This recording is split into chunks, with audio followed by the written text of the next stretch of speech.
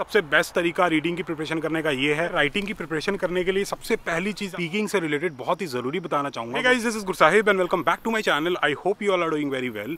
तो यार आज की इस वीडियो में हम बात करेंगे आइल्स के बारे में, जिसको लेके आप में से काफी सारे लोग चिंतित रहते हो कि भाई किस तरीके से बढ़िया बैंड्स लेके आने हैं ताकि आपका एडमिशन वगैरह आराम से हो जाए और वीजा लगने में कोई दिक्कत ना आए। ठीक है, लेकिन इस वीडियो में हम सिर्फ आइल्स की प्रिपरेशन से रिलेटेड बात करेंगे कि अगर आपका एग्जाम आने वाला है लाइक हफ्ते में या फिर 10 दिन में या फिर 15 दिन बाद आपका एग्जाम है, तो उस एग्जाम के लिए किस तरीके से आपको ढंग से प्रिपेयर करना है ताकि बढ़िया बैंड्स आ जाए। अगर ये वीडियो आप एंड तक देखोगे, सारे के सारे पॉइंट्स को ढंग से फॉलो करोगे तो डेफिनेटली 7.5 या फिर 7 या फिर एटलीस्ट 6.5 ओवरऑल बैंड्स तो आपके आ ही जाएंगे। ठीक है, बाकी अगर मैं अपने पर्सनल एक्सपीरियंस के बारे में बात करूं तो मैंने आज तक 3 बार अपना आइल्स का एग्जाम दिया है। सबसे पहले मैंने दिया था अपना आइल्स का एकेडमिक वाला एग्जाम जब मेरे को कनाडा का स्टूडेंट वीजा अप्लाई करना था, तब मेरे आए थे ओवरऑल 8.5 बैंड्स। और पिछले साल मैंने दिया था आइल्स का जनरल एग्जाम, तब मेरे ओवरऑल 8 बैंड्स आए थे। तब मेरे को कनाडा की पीआर अप्लाई करनी थी। और अभी रिसेंटली मैंने फिर से आइल्स का एकेडमिक वाला एग्जाम दिया था, किसी रीजन की वजह से, कभी बताएंगे आपको, लेकिन मार्क्स उसमें आए थे ओवरऑल 8। ठीक है, तो अच्छा खासा एक्सपीरियंस हो गया। तो वही चीज़ें मैं आप लोगों के साथ शेयर करूंगा, अपना personal experience. So without wasting any more time आइल्स के बारे में बातें करते हैं, आपको बढ़िया बैंड्स दिलाते हैं। And let's get started with this video. अब यार ये चीज़ तो सबको पता है कि जो आइल्स का एग्जाम होता है ना, उसमें 4 मॉड्यूल होते हैं, लिसनिंग, रीडिंग, राइटिंग और स्पीकिंग। लेकिन उनके बारे में बात करने से पहले, उनकी प्रिपरेशन किस तरीके से करनी है वो बताने से पहले मैं आप लोगों को ये बताना चाहूँगा कि जो आइल्स होता है ना, उसकी फुल फॉर्म होती है international English language testing system. इसका मतलब ये होता है कि ये जो एग्जाम है ना, इसमें आपकी इंग्लिश को टेस्ट किया जाता है, आपकी इंटेलिजेंस या फिर एनालिटिकल स्किल्स या फिर मॉरल वैल्यूज़ या फिर एथिकल वैल्यूज़, इन सारी चीज़ों को टेस्ट नहीं किया जाता। दूसरी चीज़ मैं आप लोगों को ये बताना चाहता हूँ कि जब आप इस एग्जाम के लिए प्रिपेयर करोगे या फिर एग्जाम दोगे तो अपने माइंड को प्रॉपर पॉजिटिव रखना है। ये सोचना है कि एक बार में आपका एग्जाम क्लियर हो जाएगा। ठीक है, दुनिया भर में बहुत सारे लोग हैं जिनका एक बार में क्लियर हो गया था और वो कोई 30 मार्क खाने थे कि बहुत ही बढ़िया इंग्लिश आती है, नॉर्मल इंग्लिश होती है उनकी, तो इतनी टेंशन लेने वाली बात नहीं है। ढंग से प्रिपेयर करो, हफ्ता, 10 दिन, 15 दिन, जितना भी आपके पास टाइम है, प्रॉपर प्रिपरेशन करो। डेफिनेटली आपके 7.5, 7 या फिर एटलीस्ट 6.5 जो रिक्वायरमेंट होती है कनाडा के वीज़ा के लिए, वो तो आ ही जाएंगे। ठीक है, तो टेंशन लेने वाली बात नहीं है। अब बात करते हैं लिसनिंग, रीडिंग, राइटिंग और स्पीकिंग के बारे में। हाँ जी, तो यार सबसे पहले बात करते हैं लिसनिंग मॉड्यूल के बारे में, जो कि सबसे इजी और सबसे स्कोरिंग मॉड्यूल होता है। काफ़ी सारे बच्चों के इसी में सबसे ज़्यादा मार्क्स आते हैं।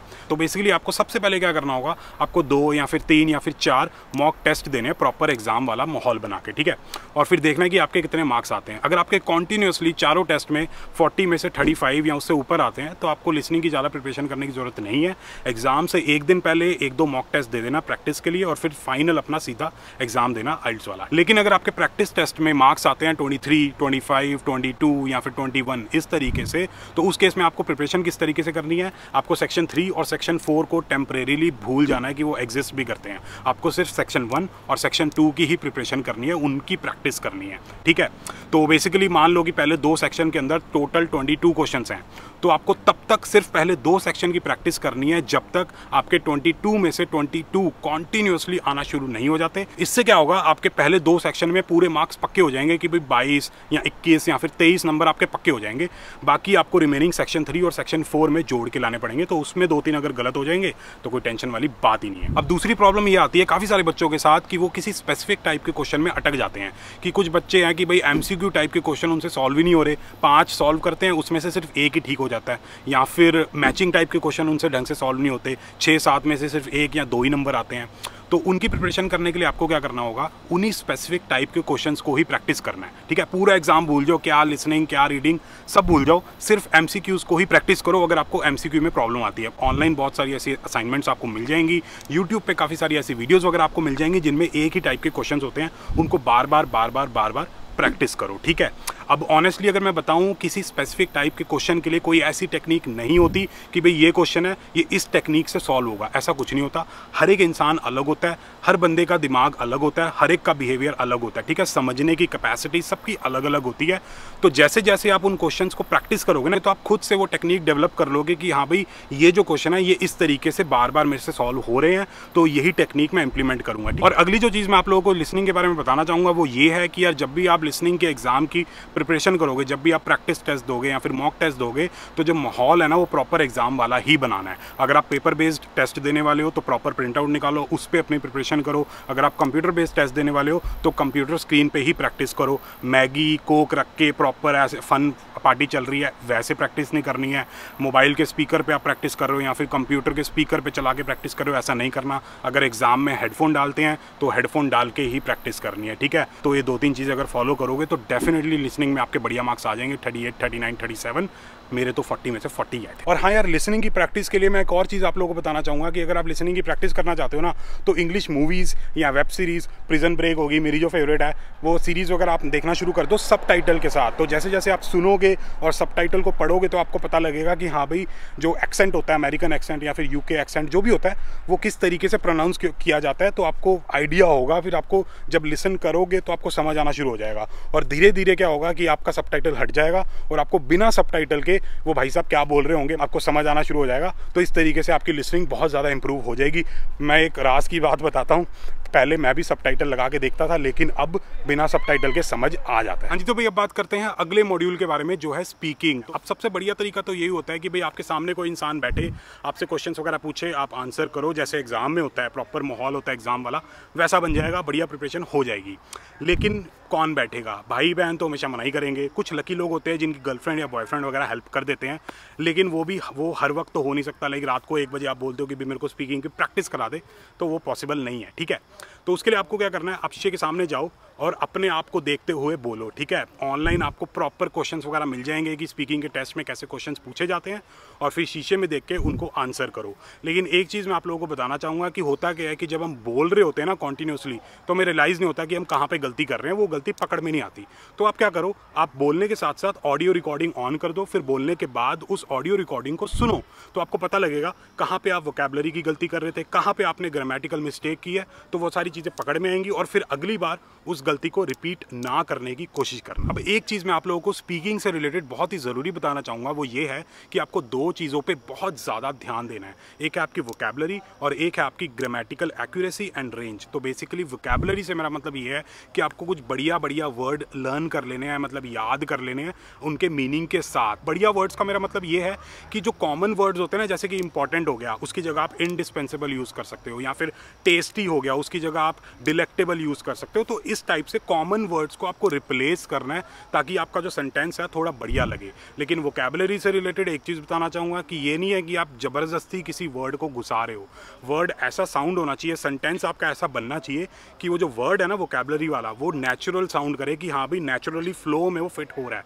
ऐसा ना लगे कि भाई ज़बरदस्ती आपने इंडिस्पेंसेबल लाइन के अंदर घुसा है, वैसा नहीं लगना चाहिए, ठीक है। तो वो उसके मार्क्स आपके कट जाएंगे। लेकिन एक चीज़ का ध्यान रखना, जब आप सेंटेंस फ्रेम करोगे, जो भी आप बोलोगे, उसमें कोशिश करना रेंज ऑफ टेंसेस वगैरह यूज़ करो, like past tense, present tense, future tense, past perfect, present perfect, past perfect, continuous, जो भी टेंसेस वगैरह होते हैं वो आपको ढंग से यूज़ करने हैं। आपको ग्रामर की अपनी प्रॉपर रेंज दिखानी है, और साथ के साथ ये भी ध्यान रखना कि अगर आप कोई कॉम्प्लेक्स सेंटेंस बनाते हो तो वो एक्यूरेट होना चाहिए, गलत नहीं होना चाहिए। और अगर आपको ये चीज़ें नहीं आती है तो इनकी ढंग से प्रिपरेशन करो। ऑनलाइन बहुत सारा मटेरियल है, बहुत सारी बुक्स हैं जिससे आप ग्रामर की ढंग से प्रैक्टिस कर सकते हो, ठीक है। आपको ग्रामर की अपनी रेंज दिखानी पड़ेगी अगर आप स्पीकिंग में अच्छे मार्क्स लेना चाहते हो। तो ये हिसाब किताब है, शीशे में देख के प्रैक्टिस करो और मोबाइल की स्क्रीन में फ्रंट कैमरा ऑन करके उसकी प्रैक्टिस करो, अपनी ग्रामर की प्रैक्टिस करो, और ढंग से कुछ वोकैबुलरी के वर्ड्स को याद कर लो, उनकी प्रैक्टिस करो, उनको ढंग से नेचुरल तरीके से सेंटेंसेस के अंदर डालो। तो हिसाब किताब है। बाकी अब बात करते हैं राइटिंग के बारे में। अब यार, राइटिंग की प्रिपरेशन करने के लिए सबसे पहली चीज़ आपको क्या करनी पड़ेगी कि आपको बहुत ज़्यादा रीडिंग करनी पड़ेगी, ठीक है।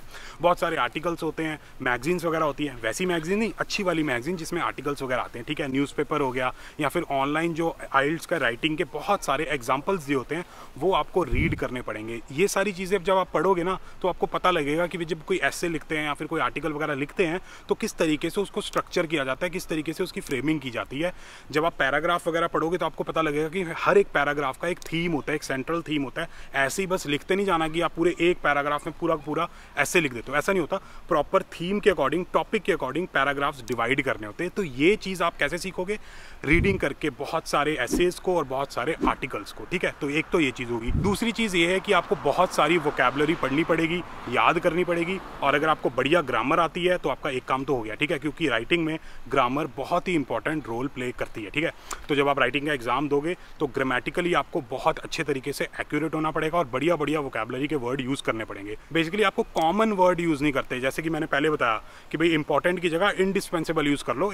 इंपॉर्टेंट जो है वो एक कॉमन वर्ड है, इंडिस्पेंसिबल कॉमन नहीं है। तो इस तरीके से होता है, ठीक है। तो आपको ग्रामर पे काम करना है और अपनी वोकैबुलरी पे काम करना है। जब आप आर्टिकल्स पढ़ोगे, एसेस वगैरह पढ़ोगे, तो आपको वोकैबुलरी का पता लग ही जाएगा कि हाँ भाई ऐसे ऐसे वर्ड यूज़ करने हैं और इनको इस तरीके से सेंटेंस के अंदर नेचुरली फ्रेम इस तरीके से करना है। और तीसरी जो चीज़ है वो ये है कि आपको टाइम मैनेजमेंट बहुत ज़रूरी है सीखना, क्योंकि जो राइटिंग का एग्जाम होता है वो सिर्फ 1 घंटे का होता है। अब 1 घंटे के अंदर आपको एक एकेडमिक रिपोर्ट भी लिखनी है 150 वर्ड की, और आपको एक एसे भी लिखना है 250 वर्ड का।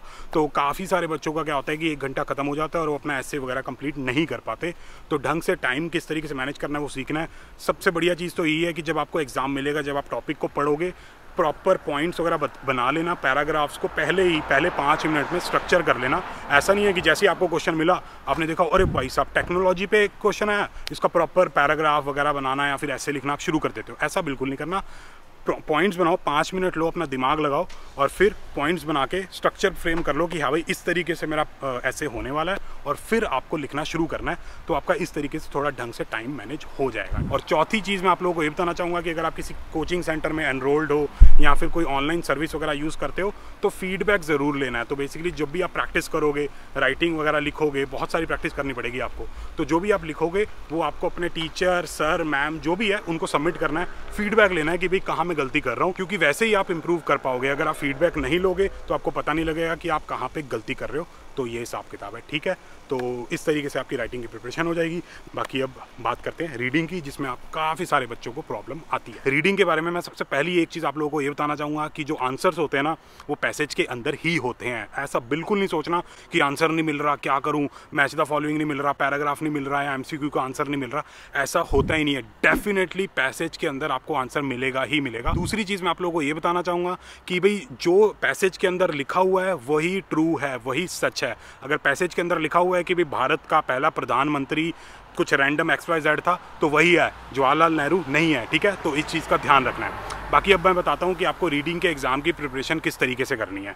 तो बेसिकली सबसे बेस्ट तरीका रीडिंग की प्रिपरेशन करने का ये है कि आपको अपनी कंसंट्रेशन बढ़ानी होगी, आपको अपनी रीडिंग की कैपेसिटी बढ़ानी होगी। और उसका तरीका क्या है? Reading reading reading. आपको बहुत ज़्यादा रीडिंग करनी पड़ेगी। ऑनलाइन आर्टिकल्स पढ़ो, न्यूज़पेपर पढ़ो, अलग अलग तरीके की बुक्स वगैरह पढ़ो, उसी से आपकी रीडिंग कैपेसिटी बढ़ेगी। अब बेसिकली होता क्या है कि हर एक बंदे की रीडिंग कैपेसिटी अलग होती है। ऐसा हो सकता है कि मैं 1 मिनट में जितना रीड करता हूँ, हो सकता है कि कोई और उतना 30 सेकंड में कर लेता हो। उस हिसाब से मेरी रीडिंग कैपेसिटी कम हो गई, ठीक है। और साथ के साथ सबकी याद करने की कैपेसिटी अलग होती है। सारा खेल ही होता है कि आपने जब कुछ रीड किया तो आपके माइंड में वो कितनी देर तक रहता है। तो ये हिसाब किताब होता है। तो आपको इस चीज़ को इंक्रीज करना पड़ेगा और उसका एक ही सोल्यूशन है, रीड करो रीड करो रीड करो, ठीक है। और दूसरी चीज़ आपको स्किमिंग की प्रैक्टिस ज़रूर करनी है कि फटाफट से आप पैराग्राफ के थ्रू स्किम कर लो कि हाँ भाई इस पैराग्राफ का सेंट्रल थीम क्या है, जो ऑथर है, जो राइटर है, वो इस पैराग्राफ के अंदर बोलना क्या चाहता है, उस चीज़ की आपको प्रैक्टिस करनी पड़ेगी। क्योंकि ये चीज़ें प्रैक्टिस से ही आएंगी। कोई आपका सर या कोई मैडम या कोई मेंटोर आपको नहीं सिखा सकता, कोई यूट्यूब चैनल या फिर या मैं, कोई नहीं सिखाता। प्रैक्टिस प्रैक्टिस प्रैक्टिस, ये चीज़ें आपको प्रैक्टिस से ही आएंगी। तो रीडिंग के लिए तो आपको बहुत ज़्यादा प्रैक्टिस करनी ही पड़ेगी, ठीक है।